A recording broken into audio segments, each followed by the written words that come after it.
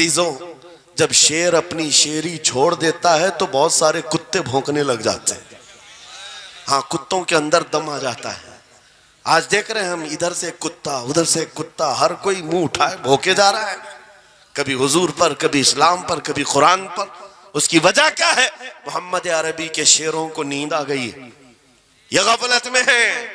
اور یہی چاہتی بھی ہے دنیا کہ یہ نوجوان نشہ میں ملوث رہیں، یہ دھت رہیں، حسن کے پیچھے بھاگتے رہیں، دولت کے پیچھے ایک دوسرے کا قتل کرتے رہیں. دنیا یہ چاہتی ہے محمد عربی کے شیروں میں ہوش کبھی نہ آئے، ورنہ ان کو بھی پتا ہے کہ جس دن یہ کھڑا ہو گیا بہت سارے کیڑوں کی موت آ جائے گی. بہت سامنے رکھ رہا ہوں جنہوں نے لذت آشنائی پالی تھی، حضور کی محبت کا مزہ لے لیا تھا، وہ صحابی رسول جوان دولہا میدان جنگ میں شریک ہو گیا، لیکن گھماسان کی جنگ میں شہید بھی ہو گیا. ایک رات کا دولہا شہید ہوا ہے جس کو اللہ کے فرشتوں نے غسل دیا تھا، حضرت حنظلہ غسیل الملائکہ. اور آپ کو پتا ہے ایک نوجوان جو کالے رنگ کے تھے، حضرت عبداللہ اسود ان کو کہا جاتا ہے، حضور کے پاس آئے، کہا شادی کرنا ہے، شادی کرنا ہے، عمر ہو گئی ہے. حضور پاک صلی اللہ تعالیٰ علیہ وسلم نے فرمایا کچھ ہے مہر دینے کے لیے؟ کچھ پیمال ہے؟ کہا کچھ ہے نہیں. کہا مہر کے لیے پیسے لے آؤ، شادی کرا دی جائے. اور اس کے بعد انہوں نے ادھر ادھر کیا، پھر حضور نے ہی ان کے لیے مال جمع کرنے کا انتظام کیا حضرت عثمان غنی کے ذریعے سے. ان کو مال دیا گیا، پیسہ دیا گیا، کہا جاؤ گھر کو بنا لو، سامان لے آؤ اور مہر کے پیسے جٹا لو، شادی کا سامان خریدو، مدینے کی انصار کی کسی بیٹی سے تمہارا نکاح ہو جائے گا. وہ نوجوان عبداللہ اسود غریب صحابی ہیں، غریب صحابی اور کالے رنگ کے تھے. انہوں نے شادی کا سامان خریدنے کے لیے مال تو جٹا لیا، بازار میں تھے، اعلان ہو گیا اللہ کے رسول صلی اللہ علیہ وسلم جنگ میں تشریف لے جا رہے ہیں. اچانک مشرکین کا حملہ ہوا ہے.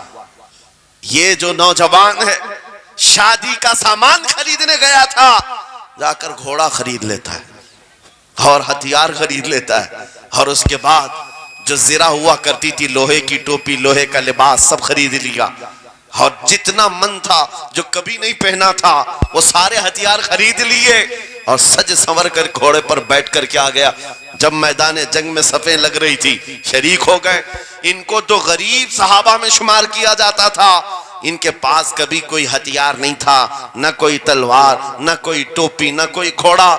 صحابہ ان کی طرف دیکھ کر سمجھتے ہیں کوئی بڑا پہلوان ہوگا ہم میں سے جس کو ہم نہیں جانتے. لیکن جب جنگ میں وہ اڑ گیا تھا بڑے بڑے شیروں کے پیر اکھڑنے لگ گئے تھے. نبی پاک صلی اللہ علیہ وسلم نے عین دوپہر کے وقت صحابہ سے پوچھا کون ہے یہ جو لڑ رہا ہے، یہ بطل جلیل کون ہے؟ یہ چہرہ بھی چھپا ہوا ہے، پوری لوہے کی ٹوپی پہنا ہوا ہے، پورا جسم بھی چھپا ہوا ہے، قیمتی لباس ہے اس کے اوپر. صحابہ ادھر سے ادھر سے دیکھ رہے ہیں. کہا ہم میں سے تو نہیں ہے، یہ کوئی باہر سے آیا ہوا لگتا ہے. حضور مسکرا کر کہتے ہیں میرا عبداللہ اسود ہے جس کو شادی کے پیسے دیے تھے، جا کر اس نے جنگ کا سامان خرید لیا ہے. اور حضور پاک دیکھ کر مسکرانے لگے. شام سے پہلے اسی عبداللہ اسود کی شہادت بھی ہو گئی، وہ شہید ہو گئے میدان جنگ میں. جانتے ہو نبی کریم صلی اللہ تعالیٰ علیہ وسلم خود چل کر تشریف لائے اور ان کے سر سے زرہ اتاری، ٹوپی اتاری، خود کو اتارا اور اپنی گود میں ان کا سر رکھا، ان کے چہرے سے مٹی کو صاف کیا. صحابہ کہتے ہیں اس قسمت پر قربان جائے، حضور کی گود میں ان کا سر دیکھ کر کے ہمیں رشک ہونے لگا. پھر حضور فرماتے ہیں من المؤمنین رجال صدقوا ما عاہدوا اللہ علیہ، مومنین میں سے کچھ بندے ایسے ہیں جنہوں نے اللہ سے کیا ہوا وعدہ پورا کر دیا ہے. میرے عزیزو یہ کٹ گئے، ختم ہو گئے، اپنے آپ کو فنا کر دیا. کون سی چیز تھی جو انہیں میدان میں لے آتی تھی؟ کون سی چیز تھی جو انہیں بستر سے اٹھا لاتی تھی؟ کون سی چیز تھی جو بازار میں شادی کے سامان خریدنے سے بدل کر وہ ہتھیار خریدنے پر آ جائیں؟ ارے جنگ میں جانا کوئی کرکٹ اور فٹ بال کا میدان نہیں ہے. ہتھیلی ہتھیلی میں جان لے کر کے جانا ہے. اچھے اچھوں کے حالات خراب ہو جاتے ہیں, ایک ڈنڈا دیکھ لیں, لیکن وہ نبی پاک صلی اللہ علیہ وسلم کے ساتھ ایسے نکل پڑتے تھے جیسے لگتا ہے روز کا کام ہے. یہ کون سی چیز ہے جو انہیں لاتی تھی؟ وہی اقبال کہتا ہے عجب چیز ہے لذت آشنائی, عجب چیز ہے لذت آشنائی. بدر کے میدان میں حضور جا رہے تھے, ایک گھر میں رات کو لڑائی چل رہی ہے. کس کے درمیان؟ باپ اور بیٹے کے درمیان. باپ بوڑھے ہو گئے ہیں, بیٹا لڑ رہا ہے, ابا آپ نہیں جائیں گے, آپ گھر میں رہیں گے, میں جاؤں گا. باپ کہتے ہیں نہیں بیٹا تو گھر سنبھال, میں جاتا ہوں, میری عمر ہو گئی ہے, میں جاؤں گا حضور کے ساتھ. تکرار اتنی بڑھ گئی کہ انہوں نے قرآن اندازی کی. چٹھی ڈالیں گے, جس کا نام نکلے گا وہ جائے گا. قرآن اندازی ہوئی 3 بار بھی ہوئی تو بیٹے کا ہی نام نکلا. باپ نے کہا مجھے نہیں چاہیے یہ تیری قرآن اندازی, میں حضور کے پاس لے چلتا, میں حضور کے پاس جاؤں گا. عجب چیز ہے لذت آشنائی. حضور کے ساتھ جانے کا جذبہ کیسا تھا؟ ارے وہ قرآن اندازی کر رہے ہیں اپنے آپ کو قربان کرنے کے لیے. کوئی مٹھائی کی تقسیم نہیں ہو رہی تھی کہ جا کر کے مٹھائی ایک لڈو لے آئیں گے. وہ جنگ کے میدان میں جانے کے لیے قرآن اندازی کر رہے ہیں. باپ بیٹے کی تکرار. پھر آئے بارگاہ مصطفیٰ میں, دونوں نے دلیلیں رکھی. باپ نے کہا یہ جوان ہے, گھر سنبھالے گا, مجھے آپ کے ساتھ جانے کی اجازت دیجئے. بیٹے نے کہا یا رسول اللہ, میدان جنگ جوانوں سے زیادہ بھرپور ہونا چاہیے, طاقت کا زیادہ استعمال ہوتا ہے. میرے باپ کو آپ کہیں گھر پر دیکھیں, یہاں کے حالات وہ سنبھالیں, میں آپ کے ساتھ چلوں گا. حضور پاک نے جوان کی بات سن لی اور بوڑھے صحابی سے کہا آپ گھر پر رہیں, آپ کا جوان جائے گا. اتنا جملہ کہنا تھا, چیخ نکلی ان کی, دھاڑے مار کر رونے لگے. کہا ہائے افسوس, اس بڑھاپے پر تف ہے مجھے, اس بڑھاپے نے مجھے نبی سے دور کر دیا. عجب چیز ہے لذت آشنائی, عجب چیز ہے لذت آشنائی. وہ بوڑھے ہو جاتے تب بھی یہ سوچتے کہ حضور کے ساتھ جانے کا موقع ملے. ایک خاتون آئی, میں یہ سب مثالیں رکھتا ہوں اے نوجوانوں, پھر تم سے پوچھتا ہوں کیا لذت آشنائی تمہیں بھی ملی ہے؟ حضور کی بارگاہ میں اپنے آپ کو فدا کرنا یا اپنی دنیا کو ٹھوکر مارنے کا جذبہ کبھی آیا ہے؟ ایک خاتون حضور کے دربار میں آئی. جب حضور صلی اللہ تعالی علیہ وسلم کسی میدان کی طرف جا رہے تھے, وہ بھی جنگ کا حال تھا, کئی جنگیں لڑی گئی ہیں. ایک خاتون آئی 1.5 سال کا بچہ لے کر, کہا یا رسول اللہ مدینے کی ساری مائیں اپنے جوان لڑکے بھیج رہی تھی, میرے گھر میں کوئی نہیں تھا, 1.5 سال کا بچہ ہے, میں اس کو لے آئی ہوں, اس کو قبول کریں. توجہ, ماں کا کلیجہ کیسا ہوتا ہے, ماں کی ممتا. 1.5 سال کے بچے کو لے کر آئی, کہا اس کو قبول کر لیں. حضور نے پوچھا اس کا کیا کریں گے؟ وہ خاتون کہتی ہے یا رسول اللہ میرے شوہر شہید ہو گئے اور میرے پاس سوائے اس بیٹے کے کوئی نہیں. ہاں مجھے اندازہ ہے میرا بیٹا چل پھر نہیں سکتا, تیر تلوار نہیں اٹھا سکتا, یہ جنگ میں جانے کے قابل نہیں, لیکن میں اس حصے سے محروم نہیں ہونا چاہتی جو مدینے کی ہر ماں لے رہی ہے. بس یا رسول اللہ میرے بیٹے کو آپ کسی مجاہد کے ہاتھ میں دے دیں, جب دشمنوں کی طرف سے تیر چلے میرا بچہ ڈھال کے کام تو آ سکتا ہے, میرا بچہ ڈھال کے کام تو آ سکتا ہے. عجب چیز ہے لذت آشنائی, عجب چیز ہے لذت آشنائی. جسے یہ آشنائی کی لذت ملی ہے اس نے مصطفیٰ کریم کے قدموں میں بچے بھی وار دیے, سب لٹا دیا ہے.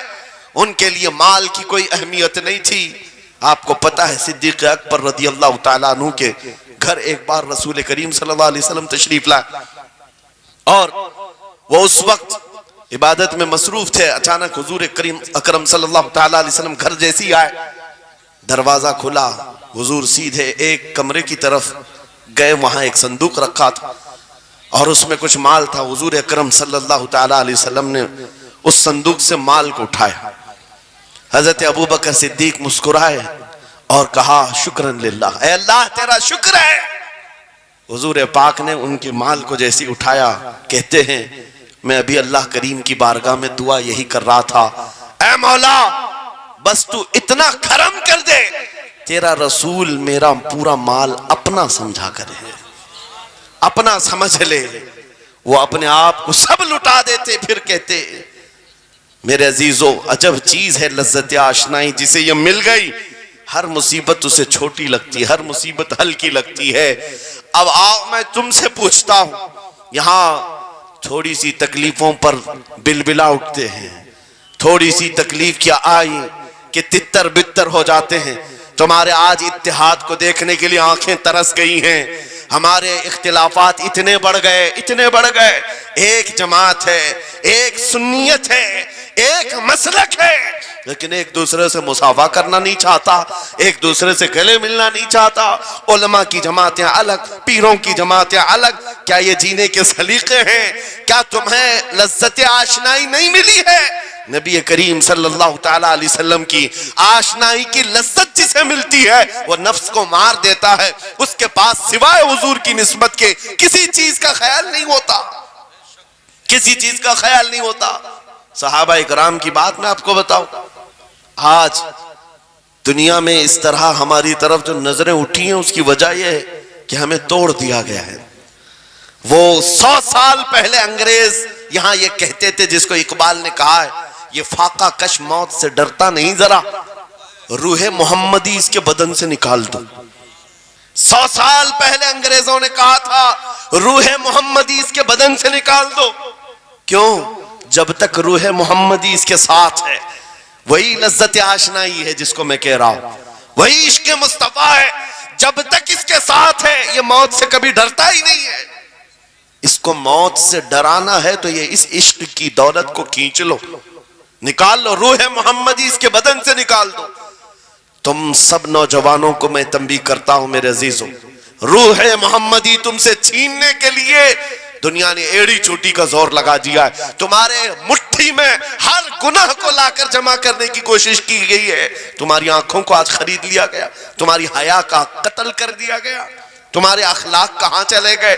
ہمارا وہ نوجوان جب نکلتا تھا تو اس کے لیے فرشتے استقبال کرے. امت محمدیہ کا وہ غیور جوان جس کے لیے اللہ تعالیٰ نے طوفانوں کے رخ موڑ دیے، سمندروں میں راستے بنا دیے، سمٹ کر پہاڑ ان کی ہیبت سے رائی.